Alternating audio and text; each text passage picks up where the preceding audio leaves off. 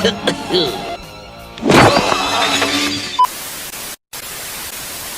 is this garbage you're watching? I want to watch the news. Are you making headway at least? This is the news.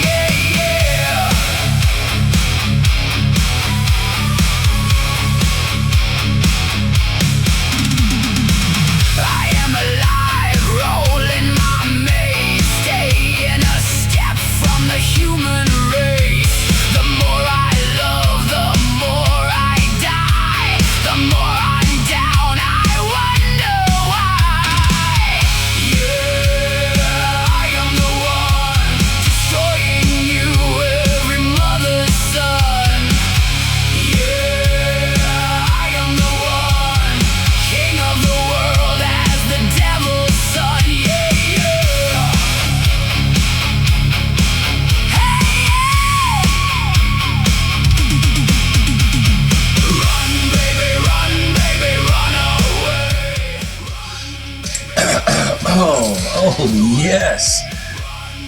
The vest has made its appearance, guys. How we doing? All right. Oh, what shall we say tonight? Greetings, good evening, happy new year, whatever you want to call it. Tonight, the dive is going to the woods, somewhere isolated, somewhere in the middle of the woods where 5 lonely little friends are about to discover that they're not alone. So basically over the next 3 weeks, we're going to experience the evolution of the Evil Dead. We begin tonight with the movie that started it all. And next week, we're going to go into Evil Dead 2 and then finish it up with Army of Darkness the following week. 3 movies that basically begin with a pure, relentless horror and eventually take us somewhere completely different. But tonight, none of that has happened yet. There's no chainsaw hand. There's no boomstick. There's no legendary hero standing against an army of the dead. There's your nothing. There's just Ash Williams and 4 friends heading toward an abandoned cabin in the Tennessee woods, and awaiting for them inside is something that they were never supposed to find. A tape recorder, an ancient book, and words that would never have been spoken aloud. They're not supposed to have been spoken aloud. Hell, it even says in the book, don't read. Wonder what they're going to do. Basically, what follows is one of the rawest and most relentless horror movies of its generation. But The Evil Dead is also something else. It's a story of young filmmakers with almost no resources, attempting something that, possibly should have been impossible. Sam Raimi wasn't a major Hollywood studio financing the production. Bruce Campbell wasn't a movie star. And also, Sam Raimi was barely into his 20s when this was being made. They had limited money, limited equipment, brutal, I would say, honestly, brutal shooting conditions, guys. I mean, brutal shooting conditions. Okay? And there wasn't a major Hollywood studio, like I said, financing it all. We didn't have any of that crap. Didn't have the financing and the production, didn't have people saying, hey, look, we need this, we need that, we need this, we need that. It had none of that, okay? So what they really had was they had just your, limited money, limited equipment, and brutal shooting conditions, as I said, and an almost unlimited willingness to do whatever it took to get the movie made. So the relentless and the resulting would help launch careers, create a horror icon, ignite an entire franchise, and influence filmmakers for generations. Tonight, we're going to watch the movie in its entirety. And afterward, we'll go back into those woods and break everything down. The story, the chamber of horrors, the characters, Bruce Campbell, Sam Raimi's direction, camera work, dead acts, practical effects, blood, the controversy, all of it. The unbelievable story behind its production and the legacy of a little independent horror movie that refused to die. Then when everything has been said and done, The Evil Dead will face the same judgment as every movie that comes through here. I'll give you my official fearless score at the very end, but before we can judge what The Evil Dead became, we have to return to basically what was 5 friends, 1 cabin, a terrible mistake, and an evil waiting to be awakened. So turn down the lights. Okay. Turn up the volume, and whatever you do, don't read the book. Or fuck it, read it. I need some laughs. So tonight, evil has found us. So let us begin, right? So, basically every legendary movie has a beginning. But the beginning of this movie doesn't start in Hollywood. It doesn't start with a major studio. It doesn't start with millions of dollars. It starts with a group of young guys in Michigan who loved movies and had the nerve to believe they could make one themselves before anybody knew the name Sam Raimi. Before Bruce Campbell became Ash Williams, and before there was an Evil Dead franchise. We just had a movie come out recently, Evil Dead Burn. So it's still going. So they were friends making movies together. That's who they were. They had known each other since high school, experimenting with cameras, short films, learning through trial and error, discovering what they could accomplish without waiting for Hollywood to give them permission. So eventually, Raimi wanted something bigger. He wanted a feature film, and there was just one problem. They were broke. They didn't have any money. That's pretty much what everything, that's what everything is nowadays. You need money. And convincing people to invest in a movie made by a group of young, unknown filmmakers wasn't exactly an easy sell in Hollywood. So instead of simply telling potential investors, what they could do, they decided to just show them, basically. So in 1978, Raimi made a short horror film called Within the Woods. You could look it up on YouTube, I believe. Bruce Campbell was there. So was Ellen Sandweiss, and many of the ideas that would eventually be associated with The Evil Dead were beginning to take shape. So the purpose of the movie wasn't simply to make another short film. It was to be, a proof that the concept would work. Now imagine what we could do with a feature. That's pretty much what it is. And somehow it worked. Money began coming together. People willing to take a chance. Raimi and Campbell, producer Robert Tapper, and the people around them scraped together everything they could. Every piece of equipment, all the money, and the project was originally developed under the title Book of the Dead. So the concept was, simple. Take a small group of characters, put them somewhere isolated, unleash some evil on them, and then don't let the audience get out. That's what it is. So, but having, an idea for a horror movie and actually making one are 2 completely different things.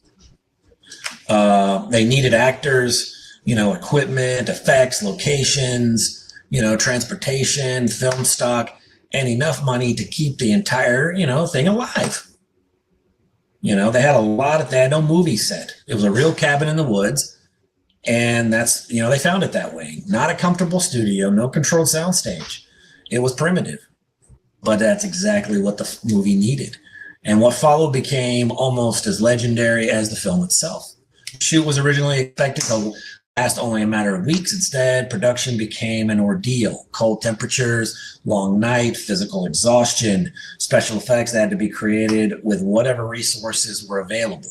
So the actors covered in makeup, fake blood, contact lenses were incredibly uncomfortable to wear, especially back in the day. Equipment breaking, people leaving, and a young Sam Raimi determined to get the shot he could see in his head, regardless of how difficult getting that shot might be.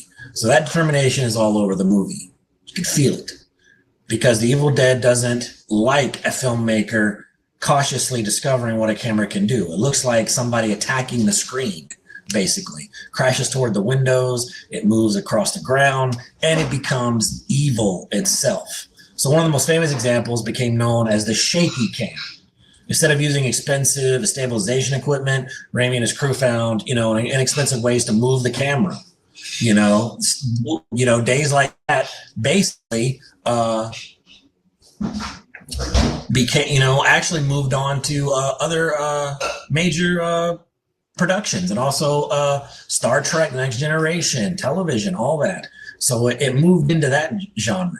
So natural movements became part of the movie's identity. So that ingenuity is the heart of The Evil Dead. You don't have the money? Find another way. Don't have the equipment? Fuck it, build something. Don't know exactly how you're going to accomplish a shot? Figure it out and keep going.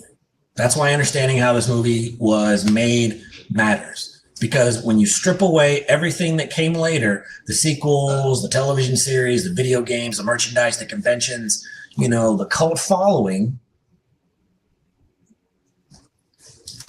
you find something incredibly simple underneath it all. And they couldn't have known that Bruce Campbell would eventually become one of the most recognizable faces of horror. They couldn't have known Sam Raimi would someday direct some of the biggest movies in Hollywood, the Spider-Man series. And they couldn't have known that Ash Williams would become an icon in movies. So at this point, Ash wasn't the guy with a chainsaw. He wasn't the guy with a boomstick. He wasn't standing in front of an army delivering one-liners. He was simply one of 5 people entering a cabin. And that's something I want us to remember tonight. Forget everything past that. We're going back to the beginning. Back because in 1981, nobody knew who the fuck Ash was. Nobody knew that what was waiting inside the cabin. They just knew something was in those woods. Something ancient had been awakened, and once it found them, there was nowhere left to run. Back before the hero, back before all of that. Let's go back to the beginning. So here's what I want you to do, guys.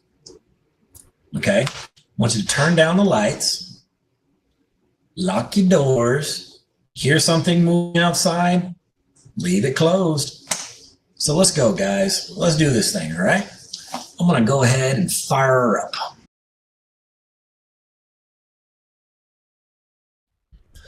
Beautiful stuff. Beautiful stuff. Oh, man.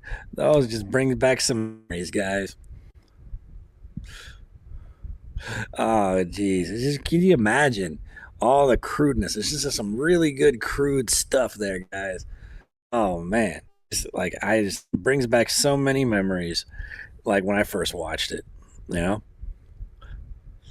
Oh.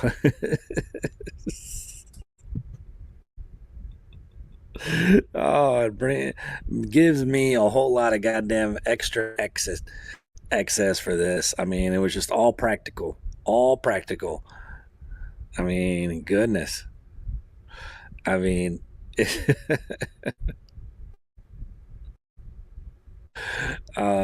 can you imagine, like, back then seeing the movie? I mean, it wasn't out in a lot of theaters, of course, but I mean, it was just total classic.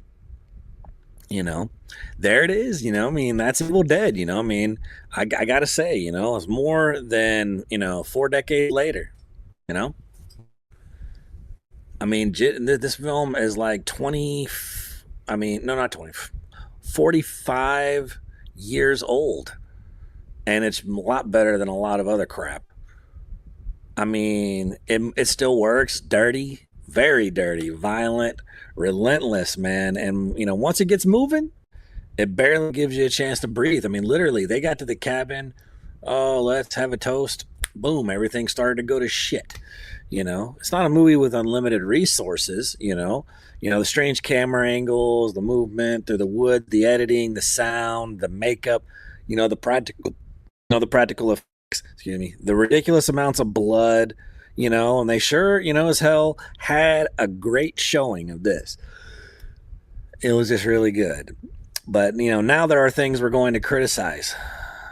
I have to have something to criticize. The movie isn't getting a free pass, guys. It's just because it's a horror classic. Nothing comes through me and gets one pass. So I'm going to judge the movie right now.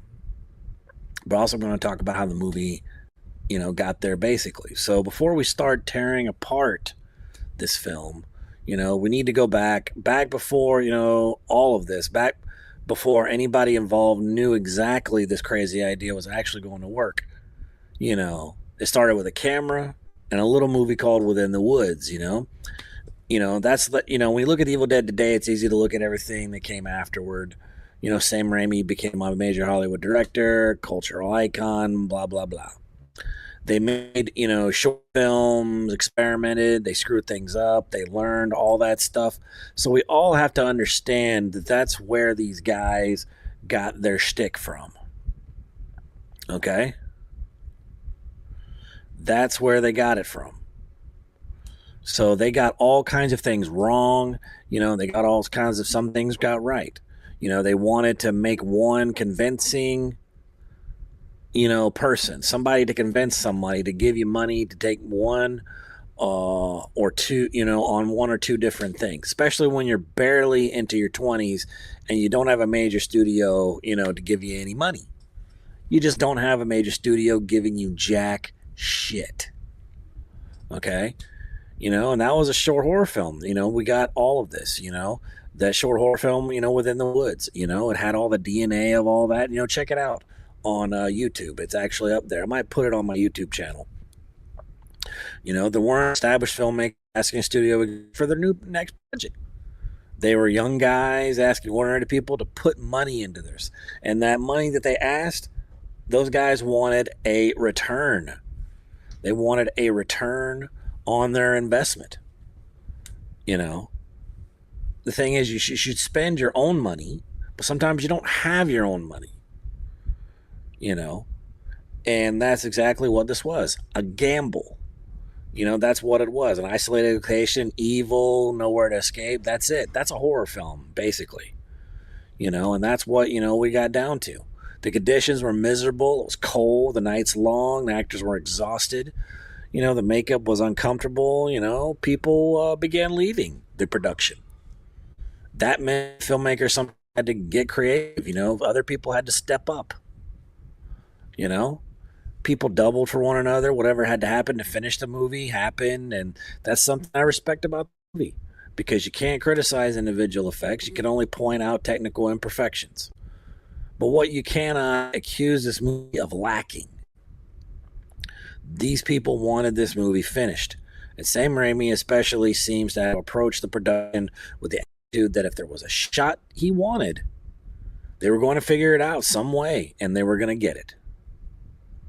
Didn't have enough money? Stretch what you had. I remember back when first got married, there were times when me and my wife, we counted some change. We had a change. Hey, want to go get something to eat? We had to count some change. There were a couple of times like that.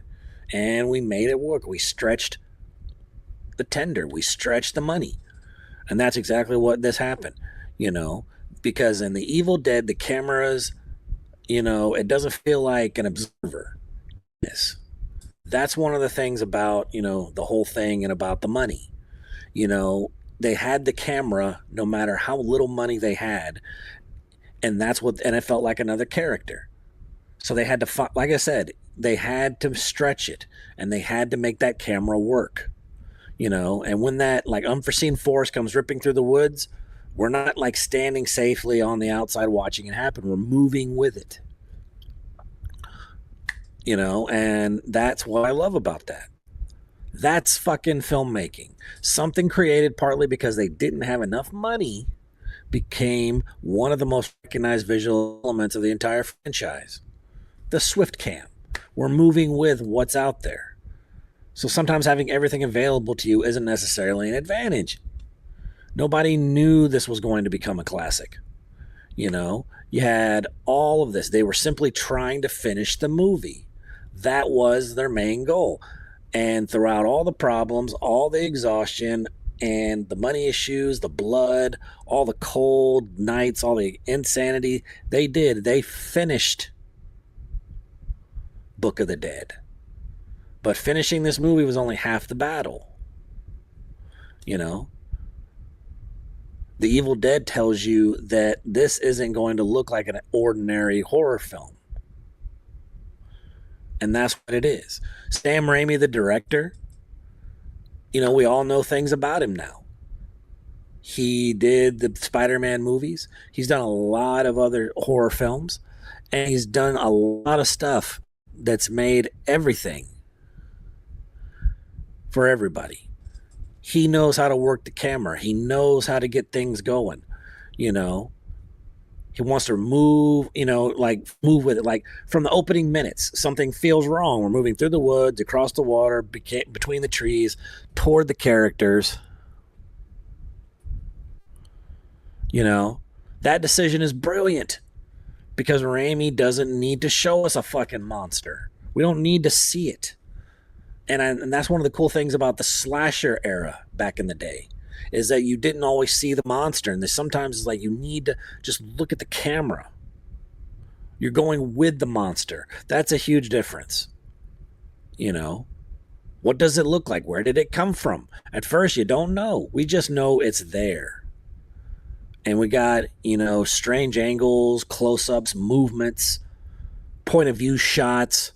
He'll put the camera somewhere, you know, you aren't expecting it to be. You never completely relax, you know, and usually, you know, it does. Feels like something's going to explode. You know, it's not subtle filmmaking. It's just not, you know. And by the final stretch, the movie feels almost completely out of control. You know, the Deadites are laughing, they're screaming, Ash is laying there, a bloody mess, defeated, blood is everywhere, the cabin is falling apart, the camera is moving, the soundtrack is attacking you, and Ash is barely holding himself together.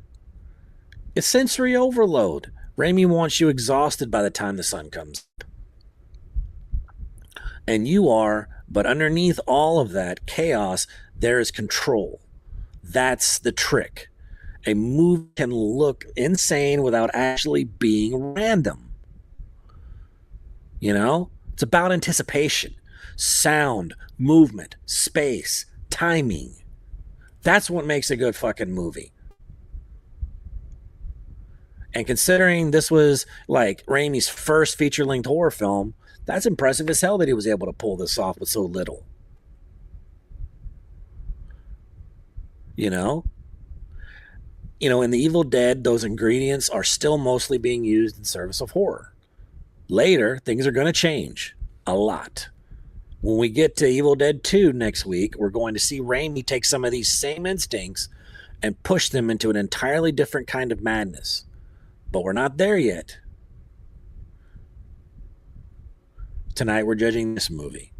And in this movie, Raimi wants to scare the hell out of you. For me, he did a good job. Even though I've seen this movie a bunch of times, I knew when things were going to happen. It was the elements. Everything was just, kicking around. And I love it. It doesn't feel like a director trying to, imitate somebody else's horror film. It feels like somebody, trying to do something rough, aggressive, and inventive. But it's his. The Ash we meet here, most people, don't remember. Not yet.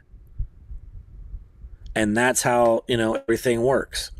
We have Bruce Campbell, does a great job here. He wasn't a horror icon yet. So let's judge what's actually here. At the five friends, Ash, Linda, Scotty, Shelley, and Cheryl. You know, it doesn't immediately put a giant spotlight over Bruce Campbell's Ash head and scream, "This is the hero of the piece." You don't know who the hell the hero is.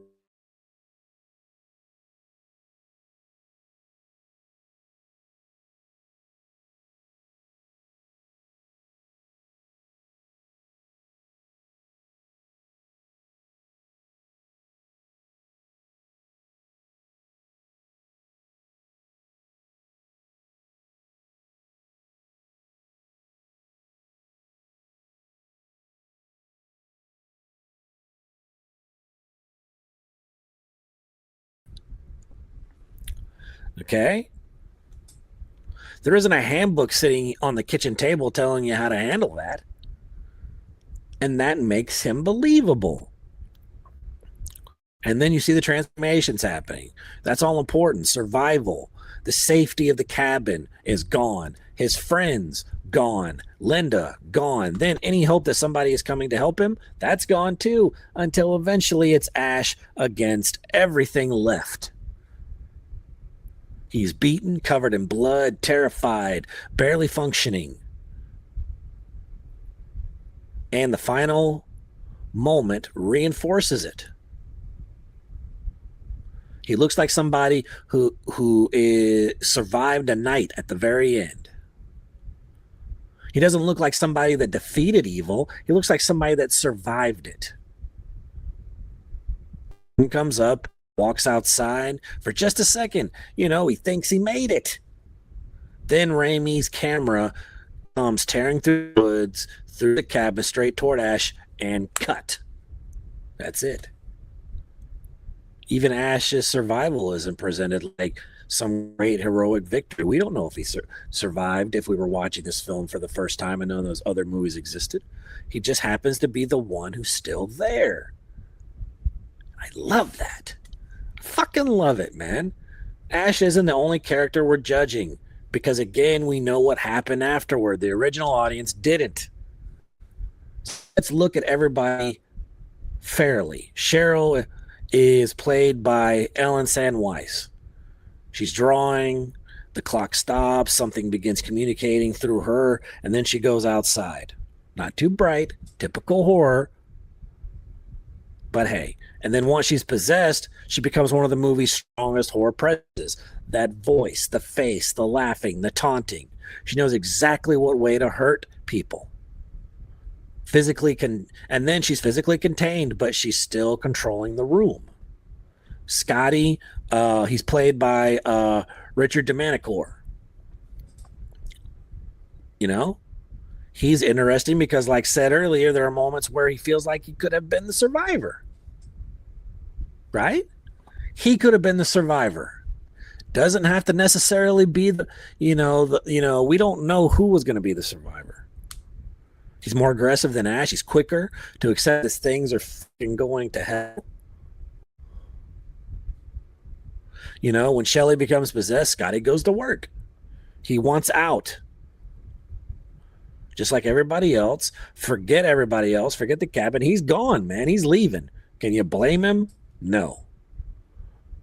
But when he comes back, he's fucked. He's destroyed. And that's, again, if you didn't know anything about this franchise, the movie keeps changing and you wouldn't, you might think he might not make it. Shelley, who's played by Teresa Tilly. This is another place where the actors deserve some credit because they're selling insanity. They're screaming, they're fighting, they're being thrown around. She doesn't receive the same amount of development, I think, as Ash or Cheryl, but her possession is a memorable effect. This thing isn't stopping. It's moving around them one by one. And Linda is played by Betsy Baker. She is probably the most important character when it comes to Ash emotionally. She's possessed, and she's a possessed Linda, and she doesn't simply attack Ash. She torments him. That laughing is, unforgettable. She sits there laughing at him. What would you do if the loved one fucking was laughing at you? Today, the second Bruce Campbell appears, everybody knows there's Ash, there's our guy, he's making it. But imagine not knowing that. Imagine Ash, meant anything. Only later would that survivor become much, much bigger, And as for the Evil Dead, I'm judging Bruce Campbell exactly as he appears here. I'm judging all these guys how they appear here. And there's the characters that turn this movie from 5 friends spending a night into a cabin into a nightmare. The laughing, the wide eyes, the voices, the possession, the things that absolutely refuse to say it's time to talk about. The Deadites, for me. Those are what are you most memorable for, because they know everything that scares you. They know you. They're from another dimension. They are scary. They know what's going on. A lot we didn't know about it. They give us little pieces, and they, one by one, will take you. You're all gonna die tonight. They laugh, smile, scream, lie, manipulate. Sometimes it's kind of, funny. They taunt, and most importantly, they understand the relationships between everybody. So they tear them apart. And that's how that works with these bad guys. They know exactly what they can do. We don't know. Can they come back? Can they be stopped? Or can they be stopped? And are they going to come back? We don't know that. So, you have all these faces and all these movements and all the effects, that's just really twisted. One laughs, another attacks, another waits. Cheryl is gone. Shelly is gone. Scotty is dying. Linda's possessed, and Ash is alone. Okay? Evil Dead understands that. There is one element connected to these creatures that we have to realize. They're regular people. I loved the tree scene. That was, kind of resurrected for Evil Dead in 2013. It's really, quite, shocking. It's disturbing. Did it need to be sexual like that? That's much harder to defend. He later expressed regret about it and acknowledged that it went too far. Yeah, I can understand that, but who the fuck cares? Jesus Christ. You don't go too far. Mission accomplished. It was designed to horrify the audience. That's what it was meant to do. The build-up works, the sound works, all of that works. Okay, so that's what we need. The blood, gore, and effects, once it gets going, the blood, gore, and effects really work. It's incredibly simple. A pencil is used, an ankle, that's it. And they just stab him, and there's all these, remember when their hand came out of the ground? And she started just raking at Ash's leg. Oh, man, that was great. That was some great stuff. Effects where they were barely moving. Sometimes you could tell it was fake. But hey, it's still good. It was rough. It was hard. It was awesome. When this movie was released, Stephen King, hailed it. He loved it. But at the same time, I'm not a big, huge fan of Stephen King politically, but when Stephen King says, hey, you did a great job on this, I really loved it, it scared me, even if he's faking it, fuck it. If it's in print, that means something. Honestly, it gave them credibility and they moved forward with the rest. But unfortunately, the movie faced something else, censorship. Oh boy, censorship. Motherfucker. I hate censorship. Don't you? I fucking hate it. And that's what it did. It faced censorship. They were being told the movie was too much, and all that. So but it found a good life and it still maintained it. And over the years, it's gone back to normal. But, today's horror fans don't understand the buildup more than this. They always want little things and most things at a time. So, that's the things I don't like about, the way they cater now. Even if the movie is not, over the top and hardcore, they still do that. Okay? So, that's something with the censorship. I can't fucking stand that. You know, can't stand the whole censorship of this whole fucking thing. You know.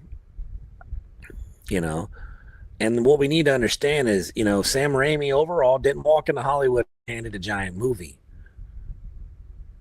Bruce Campbell either. They went out, raised money, found a cabin, and what they had to do. And that's where we ended up with this.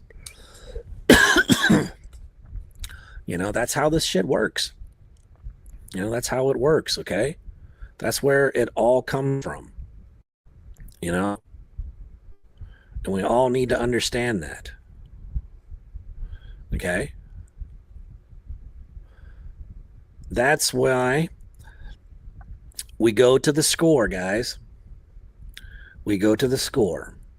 And I'm going to score this movie quite high. It survived the changing horror trends. It survived technology and audiences. Still being talked about today. Has staying power. That's identity and legacy, guys.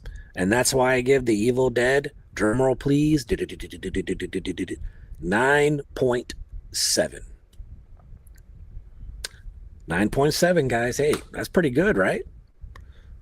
But it ain't over yet. Not even close.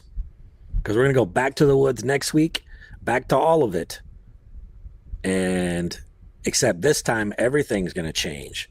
Stranger, comedy. Bruce Campbell is unleashed in this.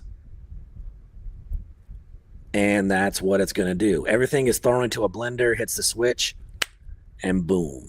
So next week, Evil Dead 2, guys. All right. The Dive with Charles Sherrod Jr. Live every Thursday at 7 p.m. on Rumble. The air belongs to the fearless.